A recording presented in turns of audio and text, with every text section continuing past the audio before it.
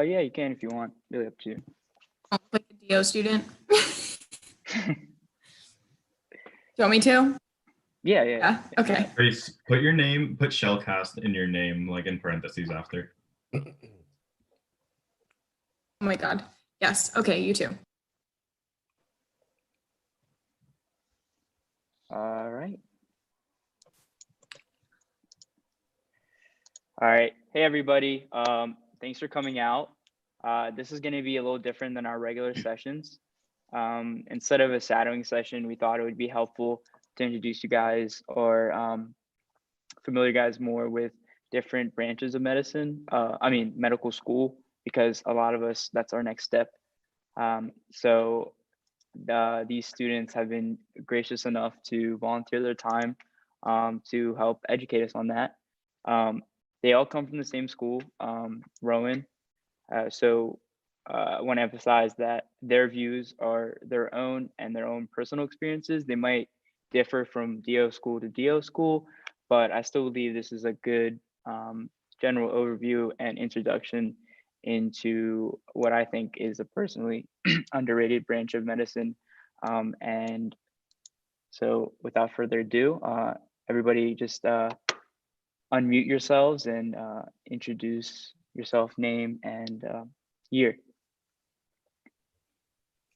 I guess I'll start. My name is Manas. I am a first year here at Rowan, along with all the other guys here. I went to Maryland. I was in Phi D as well. So shout out to that. Go Terps. But yeah. I can go. My name is Ruchir Nanavati. I went to Rutgers and I'm here at Rona. So I was actually in Phi D at Rutgers too. So it's crazy. My name is Ryan Garrick. I'm also a first year. I went to Rutgers as well. I was not in Phi D in undergrad, but I'm in Phi D now. So that's cool too, I guess, like Ruchir said. And hi, I'm Sahil. I'm also a first year with everyone. I attended the University of Maryland, graduated last spring. So first pandemic class. And yeah, I'm just happy to answer any questions you guys have about osteopathic medicine. Just to let you guys know, we do have some questions set up, but if you have any questions at all as we go on, feel free to drop them in the chat and we'll get to them as we go. So to start off, I'm really interested in your guys' unique motivations into going into medicine and how that related or influenced your decision into choosing DO schools.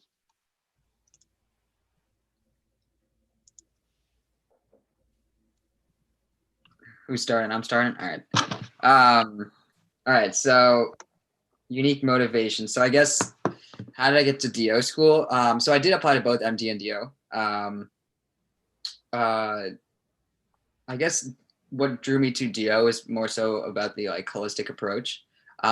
Me personally, my grandma would always, use like Indian kind of holistic medicine on me as a kid, and that kind of broadened my view to other types of medicine as well.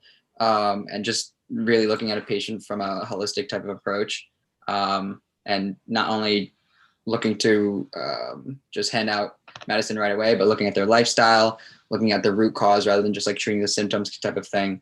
That drew me towards osteopathic medicine generally. Not to say that allopathic schools are not starting to emphasize that a lot more now, but there's definitely an emphasis on that, I feel, at Rowan, and I think at DO schools nationwide. So that was one of the things that drew me towards going to osteopathic school. I think the holistic medicine point is a big one because I know allopathic medical schools don't particularly emphasize that, and that was a big factor playing in for me in choosing a DO school. I mean, I also did apply to both. My motivation really stems from me just wanting to enter the medical field to help people. I've done a lot of like hours as an EMT before, and that kind of like got me on board to being like, this is the direction I want to go into my life. And any way that I could have entered the field of medicine would have just been it for me. And I'm really lucky to be in med school. Similar to both them, I applied to both MD and DO also. Going in, I didn't really have a preference which one I got into. I was kind of just going to be happy with wherever I ended up. But I am happy that I did end up in an osteopathic school because they kind of do emphasize the whole self-healing holistic approach thing. And that's pretty evident like through OMM, osteopathic manipulative medicine, for those of you who do not know. They kind of just use these various techniques instead of, or not instead of, but like in addition to other types of treatment in order to, promote self-healing with the body, which I think is a better first way to go than just loading someone up with meds right away. So it's just things like that they're like very thoughtful with. Think about the person and think about the best way to overall improve their life. Yeah, So, yeah. I'm kind of along the same lines as a lot of the other guys. A lot of my motivations for going into medicine were kind of my own experiences with healthcare as a child. I was like one of those kids that was always sick, always in and out of hospitals, and always having like a point of contact with your PCP and like always like working with them in terms of preventative care and finding ways to better your life other than through just a bunch of medications. So that kind of really drew me into the DO schools specifically because, like Ryan said, allopathic and osteopathic medicine is very similar in a lot of respects. It's just kind of different in terms of how we approach it. So the more holistic approach of seeing the whole patient, working on a multitude of like the factors that go into their health, using OMM as it's kind of like a toolkit for us to quickly diagnose someone and provide them with treatment at a moment's notice. So that was kind of like the main reasoning for going into a DO school. Yep. So definitely the holistic medicine part is something that is one of the cornerstones of osteopathic medicine. Could you explain more about what techniques you guys use or what factors you guys think of and how they've been taught to you and how you would integrate holistic medicine into a patient approach versus how an MD might not use it as much? So I will say that MD and DO are very similar. Probably 95% is the same, like curriculum wise. It's that 5% that OMM that we learn that MD students won't be able to. And as Sal was saying, that it's more so like a tool in like your toolbox where every physician might not use it. Like a radiologist is not going to use OMM, or like a psychiatrist, something like that, right?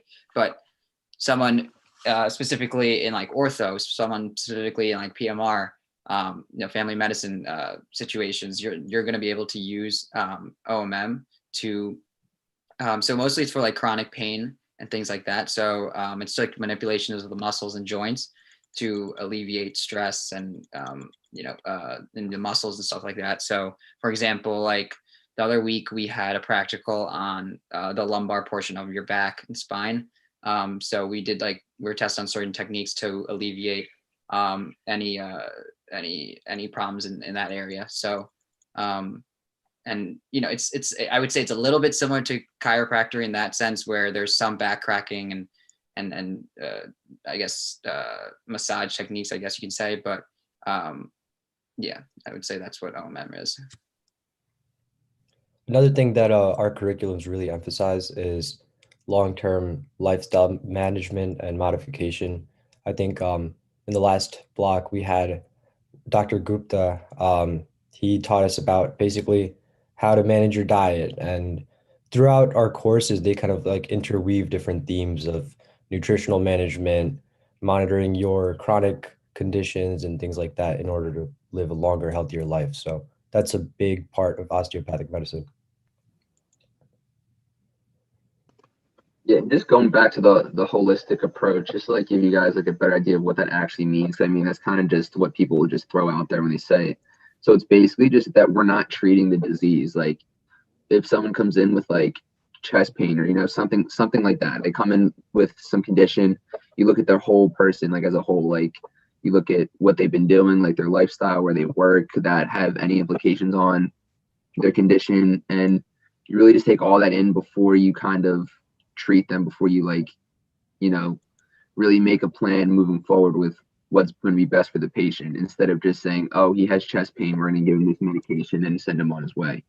So it's really just a more thoughtful way to kind of, treat the patient and with their best interest in mind.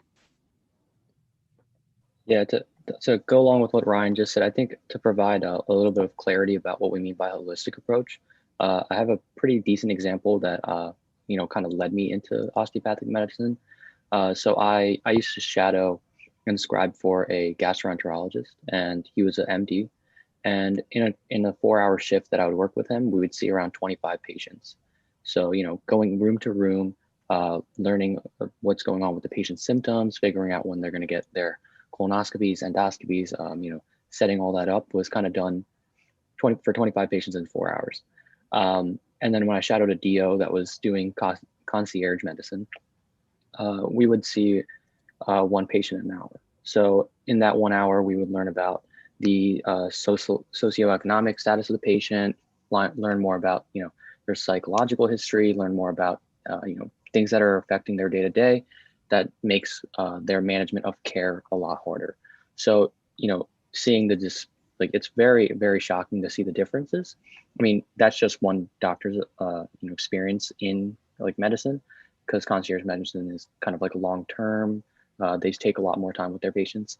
But seeing the difference between interconnecting all the different factors in a person's life to provide them with care that's the best for them versus the past experience I had with just seeing patients, scheduling them, giving them medications. That's the best example for providing an example of holistic approach. Yeah, definitely. And especially in the context of the COVID-19 pandemic and the social inequities that it has casted a light on, how do you think the osteopathic approach lends itself to considering and dealing with social determinants of health?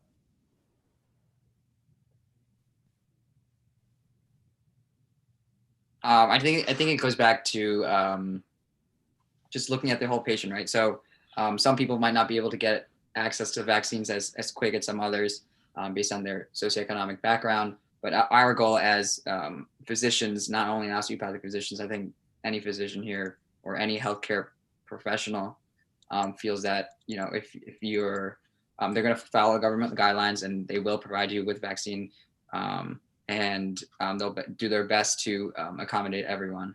But yeah, I don't know how else to answer that question if you guys want to.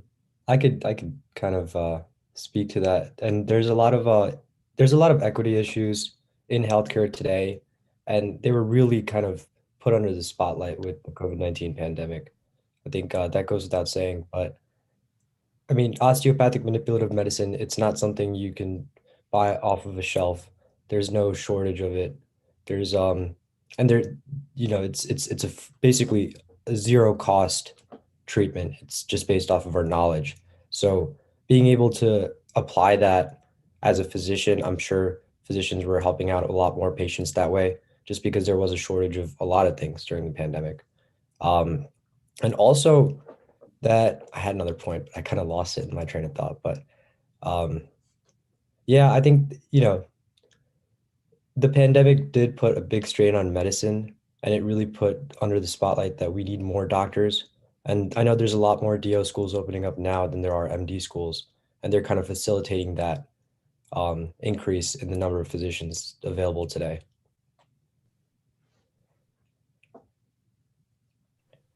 Yeah, just to touch on that, I think what you kind of want to understand is like Ruchir said, that there's a big strain. We have a major shortage of physicians, and then we're also straining the physicians by having them work such long hours, and being fully staffed in hospitals, having ventilators, not available to patients that need it. So I think that this definitely showed that we have some lapses in medicine that need to be covered, and the social determinants of health and stuff like that has also been more clearly shown with I believe that minorities are more likely to be affected by COVID. So it's showing us the need for addressing those concerns going forward after we do get all the vaccination stuff rolled out. Definitely. just an announcement. We are having some technical difficulties with the chat. I'm not sure why it's not letting anybody ask questions, but if you go to our Instagram, we have a post with a question box. So if you have any questions, just submit it there, and we'll make sure to ask our panel. Going from there, so there's this preconception that an osteopathic medical degree means that you're committed to entering primary care. Could you, if you're aware, describe some of the pathways that are non-primary care specialties? Yeah, so I think so it is not a lie to say that more DO students go into primary care, but that doesn't mean that we don't have the ability, or many of us who only do primary care. So I think that one of the factors that plays into that is the is that a lot of kids going to a DO school preliminary know before they come in that they want to be in primary care. So that's one of the draws towards it. Secondly, I think the curriculum itself is that with the whole patient first holistic type of approach bodes well with primary care. Not to say it doesn't with other specialties as well, but I personally don't want to do primary care. I know Ruchir and doesn't either. I don't know about the other guys, but I would say that for Rowan, I can only speak for Rowan. I don't know about the match list for a lot of the other DO schools, but I know that we have a ton of ER docs. We have a ton of surgery or orthosurge. We have a ton of we have a couple derm and IR every couple of years. So I mean, we definitely have a good spread. But for sure, there's a lot of kids who do go into family medicine, and yeah, I am. Yeah. Yeah, I mean, as he said, I mean, a lot of them do go into primary care for various reasons. I mean, but you can really, like he also said, can't speak for other schools, but at Rowan, I mean, you can get into basically whatever you want to. Like, I personally mentioned anesthesia. I don't want to do primary care. And like, I know that even though it's an osteopathic school, like, I'll be fine, like, matching somewhere, getting in somewhere, because I know Rowan does have a good match list with, you know, residencies elsewhere. But yeah, there's definitely more people that do go into primary care, but you're not kind of forced into that if you want to do something else. There's definitely options out there for you. I think this is kind of all highlighted by the governing bodies unifying the match system between MD and DO schools in I think last year. Last year was the first year. So in like historically, DO students do go into primary care more, but that's shifting with this whole merger and between MD and DO schools down the line. So medicine's changing. It's pretty cool. And I just want to clarify for anyone that doesn't know what we're saying when we mean like match and everything. Every school has their own list of that they provide every year that shows kind of like where their graduating class is going to in terms of residencies, the location, what type of residencies. So, you know, if you're interested in a certain school, you should make sure to look for that information to kind of see where everyone's going. And like everyone said, a lot of people go into family medicine or, you know, primary care, but they're not limited to it. So just to put that out there. Now, switching gears a little bit to more on just you as a medical student, I've heard the analogy, and I'm sure a lot of us have heard it too, that going to medical school is like drinking out of a fire hose in terms of the amount of content you learn and how fast you're supposed to like, you know, understand and get tested on it. So how was that transition for you, and what were some ways that you thought like you found were effective in changing your study techniques and getting adjusted? Yeah, that's a good saying. I mean, it definitely rings true. But I think that, in my opinion, med school, of course, is very hard. Don't get me wrong, like it's a lot of work. But one of the big things I would say when you're at school and transitioning is just like finding a support group right away, and finding a close group of friends that you know you can study with and rely on. Because that's a big thing for me. Like I know that's going to be a ton of information, but when you have people around you to support you and to kind of keep you on track. And time management is also a very big thing, to make sure that you schedule out your day in the morning, like stay to a regimen. And if you do that, like you're going to get through it. Everyone's with you. When you get into getting to med school, in my opinion, is harder than actually going through med school. They don't want to fail you. They need their match numbers to be good, and they need them to get into good places. So they're not going to try to fail out their students. Like, they just want you to do well. And if you have a good support system, I don't think anyone's going to have a real issue here. I think it's like a pretty dynamic process. Like even though I'm almost at the end of my first year, I still think that I'm learning new ways to study and taking different approaches to different subjects. So a lot of it just comes down to trying things and seeing if it works and then seeing if it doesn't work and kind of being constantly hyper aware of, am I learning things? Did I just do a bunch of like flashcards and not retain any of it? So you just have to be conscious of what you know and what you think you can actually apply based off of what you learned. Going back to that analogy, the whole fire hose thing, I've honestly only felt that a couple times. Like this last exam, like, okay, like that was definitely drinking out of a fire hose, but usually it's not hard. Like I don't think med school is hard. It is just at times just overwhelming, but it's doable as long as you stay on top of it. And like Mana said, like if you get into a regimen and you kind of plan out your day, you're fine. But I think the biggest thing, honestly, is to definitely have a hobby outside of studying, to just like do something to get your mind off of it, like whatever that is. Like if you like painting, paint. If you go to the gym, like work out. But it's definitely important to like schedule time like in your day to like be a person and like get yourself away from the studying. And in terms of like study habits, I personally have not changed my study habit from college, and it's worked out fine. But I know a lot of people can't study the same way they did in college. But my biggest advice for study habits is that when you get in, there's going to be a lot of second years and third years telling you how to study. And just because it works for them doesn't mean it's going to work for you. So you really have to figure out like the way you study, because I knew I was getting stressed out in the beginning, so I wasn't doing anything that these people were saying in the group meets, but it ended up being fine. So I started ignoring them because it was stressing me out too much. Yeah, I mean, I think I kind of will have to just piece together what everyone said because that's the best way to describe it. I think it all comes down to time management. Just like Ryan said, it's the material itself, in my opinion, is not too difficult. It's just a lot of it thrown at you every single day, and you have like a few days to get to learn it. Like our last exam was about 38 lectures over 4 weeks, and we had an exam on that on Monday. So you have a lot of topics. You have to know them pretty well for all the exams. I think, like I said, time management is really important. I didn't change a thing from when I was an undergrad, just because I just graduated, so use the same techniques.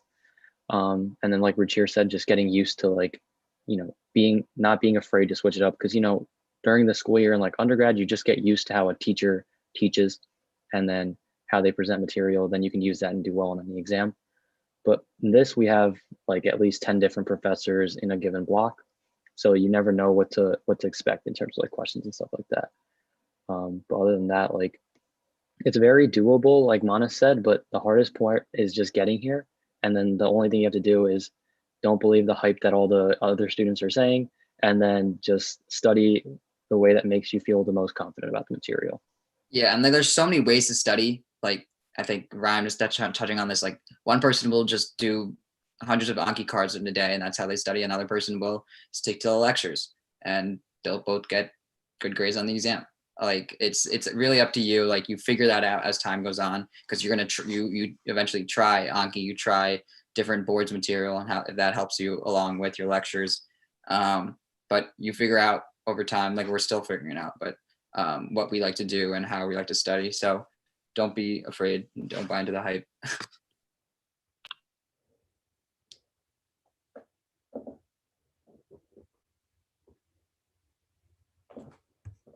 I was muted, sorry.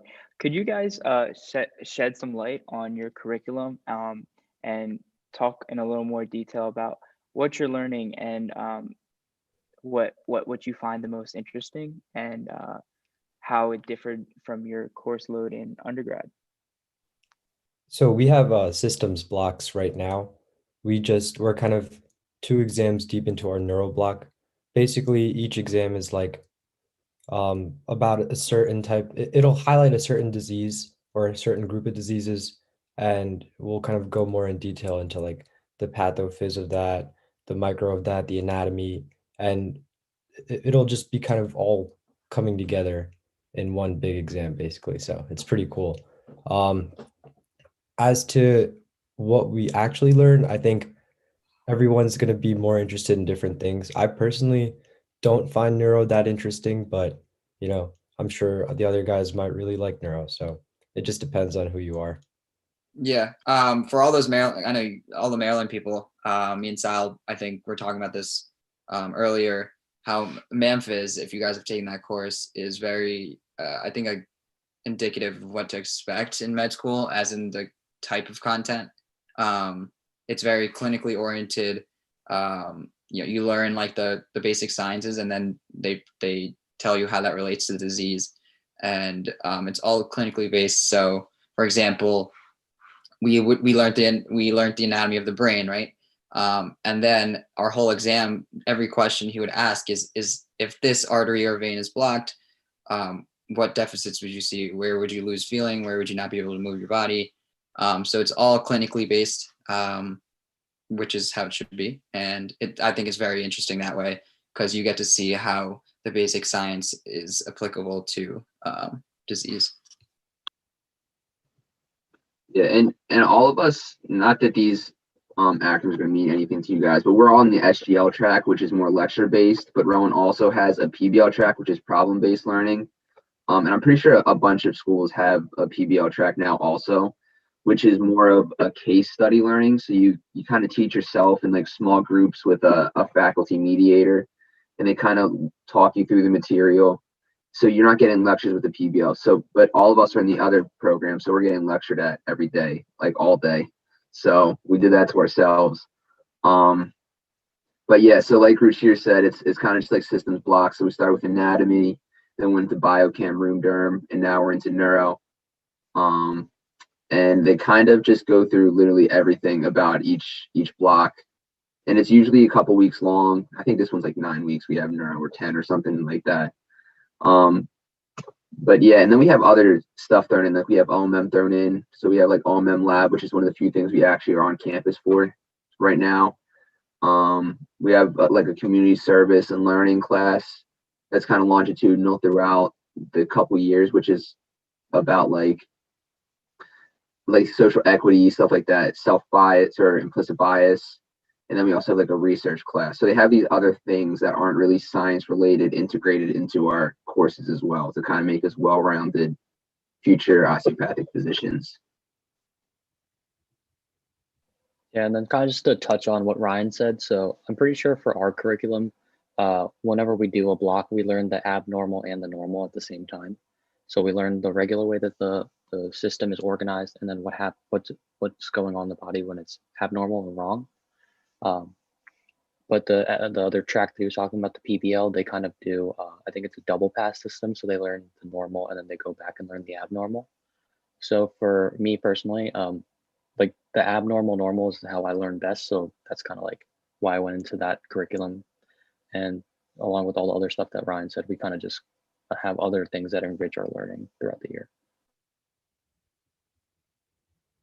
Ryan, you mentioned in between your lectures, you also have some clinical type classes and some research based classes. Could you guys touch on what clinical type of experience you get at school, and also what research opportunities you also have available to you, or lectures in terms of research? The main clinical courses we have right now is, again, the OMM. So we go in and we learn the techniques like bone cracking, glorified massages, stuff like that. Then we also have like the fun doctor stuff where we like use the stethoscopes, test reflexes. We just had a practical on that the other day. I have some bad memories from that. But yeah, so it's basically the actual like hands-on, like how to be a doctor stuff. So we're learning that longitudinally. And then with research, people are already like involved in research projects. And I mean, you can pretty much reach out to any kind of physician or any PhD on campus, and they'll take you in for for research. But they also have summer programs. I actually just applied for a research summer program too. They're not hard to find. Like if you want a research program, like you can get one easy. So they're available. I don't know about how it is at other schools, but at least at Rome, they're easy to get a hold of. Oh yeah, you want to go, Richard? Sure. In terms of research, I think we're one of, I think, 7 or 8 DO schools that's NIH funded. So we actually have a pretty big research program on our campus. We have a research building and a lot goes on, but not a lot of DO schools typically emphasize and put that at their forefront, the whole research aspect. So it's important, especially if you're considering osteopathic medicine, just to be conscious of that when selecting DO schools to apply to. Yeah, I was actually gonna say that too. How like a lot of DO schools I would say don't put research at the top of their priority list. I would say that like MD schools probably get a lot more funding for that generally. So if you're considering doing like a lot of research in the future, you might want to consider that. Not to say that you can't do research, because I know DOs who do research on side too. But also usually I can only speak for Rowan. Again, they have pretty good relationships with all other medical schools in the area because we're right by Philly. So there are a ton of MD schools around here as well, along with PCOM, which is another DO school. So everyone there is also you can approach them and ask them if they have any research available there too, which is what I've been doing. But yeah. Yeah, kind of just to piggyback off, Rowan has a lot of research, but it also depends on the type of research that you might be interested in.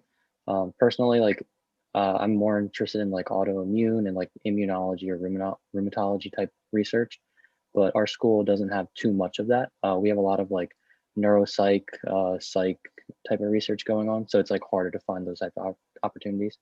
But our school has a lot of research. So that's like another thing to consider when you're going into or applying to schools is the type of research that you're interested in. And if you can like potentially go ahead and do more of that like type of research that you want at the school.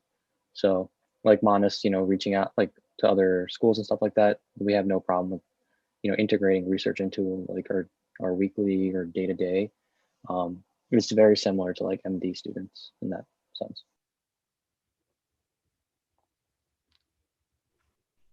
So in terms of in the curriculum, so there's opportunities, like you said, outside of the curriculum to get research. And you said that some DO schools don't put it at the top of the priority list, but how is it integrated into your curriculum, if at all, at Rowan? So we have a medical scholarship course, and that's our research course, which is the longitudinal one that kind of goes throughout the whole year, throughout the 2 years. So basically, we're in a group. We came up with a research question, and we're basically going to do a literature review. So we get all these resources. We get all the data for our question from doing a lot of research on Google Scholar and whatnot, and we're going to compile all that data and then come up with our findings and see if there really is an issue and how to go about solving that issue. So every group that we're putting in has a different question they came up with, and so we're in small groups. We do our whole research course basically. Yeah. So a lot of students have had or done research throughout their undergrad or in their gap years, and a lot of students haven't. So Med Scholarship basically teaches us all the basic skills needed for research, like how to surf PubMed or how to do how to like cite a scholarly work, things like that. And it's pretty useful in terms of being able to take those skills away with you to doing research in a lab or eventually publishing a paper or something like that. So I think I am pretty grateful for the course, even though sometimes it might feel like kind of a burden in addition to all the other responsibilities and coursework that we have. So, there's pluses and minuses for that. Yeah. Thank you guys. I wanted to switch gears onto a little more mentorship for a lot of our pre-med students. We've been getting a lot of questions from our audience about the application process and everything like that. We have a question that says, Are there any differences in the application process between MD and DO schools? Yeah. So there is a difference because they have two different servers. So it's AA, COMAS, and AMCAS, right? So, but the style of the applications are basically the same from what I remember. They made the personal statements the same size, so you can basically copy and paste them from from your MD apps and your DO apps. I think what differed were the 10 activities. The character length might have been like a little bit less. But besides that, it wasn't really that much of a burden for me, honestly. Maybe a little bit more work, but I mean, if you're considering both schools, then that shouldn't be something that holds you back.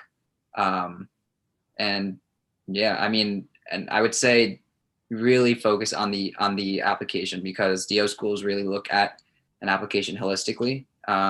And they do appreciate how much stuff you do extracurricularly and how much time you put in your personal statement, because that really gleans light into how much you really care and how much interest you have in osteopathic medicine. And that's what differs you.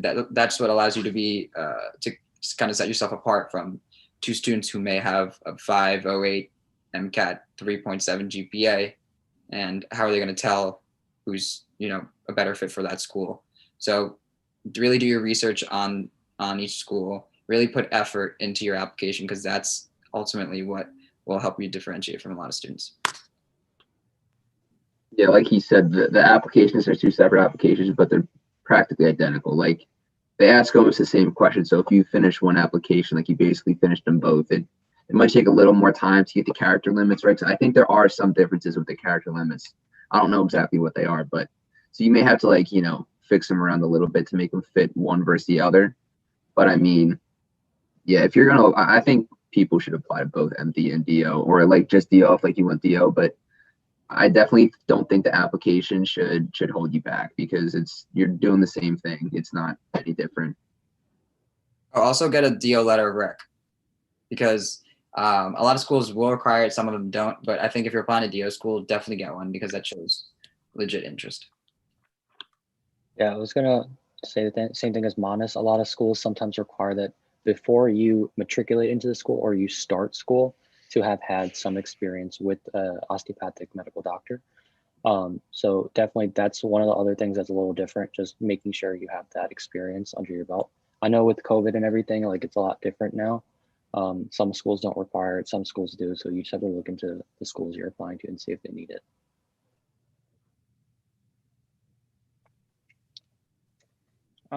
We have another question here about the application process and getting in. It says, what do you believe the most important things on a resume that osteopathic schools look at?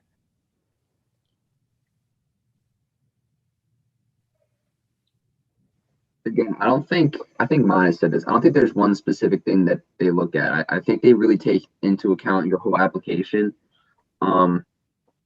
Like if you're weak in one area and you're strong in others, they're not going to really ding you too much to that weak area. If you have a low MCAT, everything looks great. They look at everything.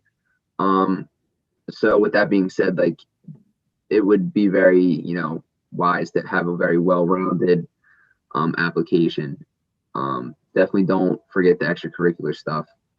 But yeah, they definitely look at it all. It's not one specific thing that you need to have that'll get you in. They kind of just have the bunch of little things that add up together.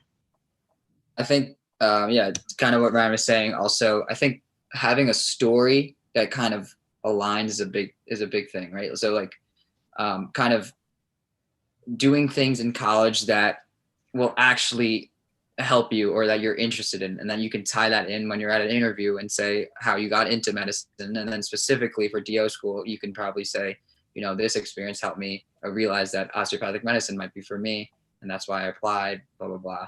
So having a nice interconnected, I guess, events will allow you to explain yourself better, and it will come off more genuine. And yeah, I mean, going off of the point Manas made, I think this story is really important. I wish I'd kind of worked on it a little bit more too.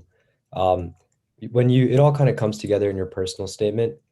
Every application system at COMAS and AMCAS for the MD schools and DO schools they both have a personal statement entry, and that kind of ties together your whole application. It's usually the first thing interviewers read. And then also at the interviews, one of the first questions that you're going to get asked in some way or form is, tell me about yourself. And having a really concrete and solid answer for that, and being able to convey all of the things that you did, your qualities, your hobbies, your interests, who you are as a person, why you're going to be the best fit for their school, all coming together into that personal statement slash your story is going to be your biggest asset to getting you in. Yeah, kind of like everyone's been saying, like the story that you're telling in your personal statement is extremely important. I was talking to a student that's applying to medical school right now, and like earlier today, and he was telling me about how on his resume he's been coaching tennis for about 3 years, and his pre-med advisor was like, you shouldn't include that when you're applying to medical school because it's not relevant. And I was telling him, it might not be relevant to medicine, but it tells a lot about your character and your ability to like articulate what you learned from your experiences and how you can tie that into explaining your motivations for medicine. So, not everyone's resume is going to look like 15 publications and thousands of clinical hours and thousands of volunteer hours. It's more about like, what events did you do that led you into medicine? What's driving you to continue doing medicine? And how do you think going to medical school will further your drive into wanting to give back to whatever community you want to be a part of later down the road? So there's no one perfect resume, as there's no one perfect personal statement. So it's really all about how can you piece together and articulate why you want to go into medicine. Yeah, going off that, if it's something that someone's like telling you like not to put on your resume, but like it's something you feel very strongly about and like kind of defines you as a person, like I would still include it. Like, because they don't understand if someone's telling you not to put it on and it's important to you, like maybe they just don't understand like what that did for you in your life or like what you gained from it. But if it's something you can talk about in an interview, I would definitely like try to include it in some way. A big quality that medical schools look for is whether or not their applicants are human and whether they do normal things outside of school, whether they have hobbies, interests, and can, hold up a conversation with a complete stranger. And I think that's a big factor, especially in the interviews, is how your interpersonal communication skills are, um, just how you are as a person, your good qualities. Definitely. And building on that, I want you guys to rewind a little bit and go back to when you were a nervous pre-med, refreshing your email over and over again, hoping for some type of message back. What if you could go back in time, what would you tell yourself or teach yourself that you think would have benefited you or been something that could have helped you on your journey? I'd probably tell myself to worry a little bit less and kind of let life run its course. There are people in our class that are older. I think there are people as old as 28, 29, and there are people as young as 21. So in terms of getting or being rushed into getting into medical school and, getting it done early and then going to residency, it doesn't happen like that for everybody. And that's very indicative or indicated by how our class is now. Everyone has their story, everyone has their experiences. And the most important thing is to just kind of soak in your experiences, learn as much as you can. And whenever med school happens, it happens. If it happens, it happens. If it doesn't, that's okay. Live your life, try not to stress as much as you can, and go about it one day at a time. Hey, have fun in college, honestly. I mean, college is really fun and a good time to a good growing experience, and you're never gonna get those 4 years back. So I mean, med school has its fun too, maybe a little less fun, but yeah, college, I think if I were to go back, if I were doing anything different, maybe I don't know, maybe study for the MCAT a little bit harder probably, but yeah, definitely enjoy your time in college, honestly, and don't rush it. I know there's a lot of people take gap years now, so don't feel weird if you want to take one, or if you're thinking of taking one, or if you need more time to study for the MCAT, so don't rush it. Especially with that, I think the amount of times that you do take the MCAT, you want to not take it too many times. So if you don't feel ready, don't rush it and take a year off and get more experience and make your application the best it can be, and put your best foot forward. I would say, and yeah, because you don't want to. I mean, it's a fine to apply more than once, but they want to really see growth if you apply again. So, yeah, I would say put your best foot forward and enjoy college for sure. I would definitely, similar to your, tell myself not stress, because I was literally stressed 24/7 for literally no reason. And I think a lot of it was that I was comparing myself to others. Like a lot of my friends were applying also, and I was like, wow, they're doing, this and that, and their MCAT's way better than mine. Like, what am I doing with my life? I got to get it together, which stressed me out even more. So kind of block out what other people are doing and don't stress about it, because everything happens for a reason. And if you really want to get into med school, you'll get in. Just don't stress about it. Yeah, I mean, I can't agree with everyone else. I do agree with everyone else. But for me personally, like I went straight from undergrad to medical school. And one thing I kind of wish that I kind of feel like I missed out on was just getting to enjoy a little bit of life before you start medical school. Like I know everyone that took a gap year, they did research or they spent more time with their family.